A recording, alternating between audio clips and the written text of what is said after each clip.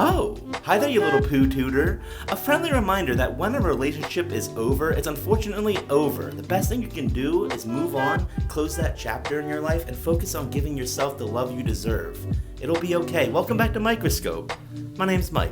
Well, I started to cry, but then I remembered I can buy all different types of sauces to look at under the microscope and stuff. Wow, what a great bop there, Miley. We're back again with another Daily Life episode. Today, a great suggestion from Soft Boiled Pigeon, an even better name. They asked to look at Yum Yum sauce under the microscope, and oh golly, I think that's a great idea. So as most of you know, I have a totally uncultured palate, so I'm totally unqualified to make these following statements. For me, it was like a spicy mayonnaise Thousand Island dressing sauce, if that makes sense, but I loved it. It was delicious. Thank you, Soft Boiled Pigeon, for showing me this Yum Yum sauce. Woohoo! Huge thanks to all you lovely little goobers who are supporting my content and giving me suggestions. I have so many, I'm playing catch up. And as always, thanks for watching.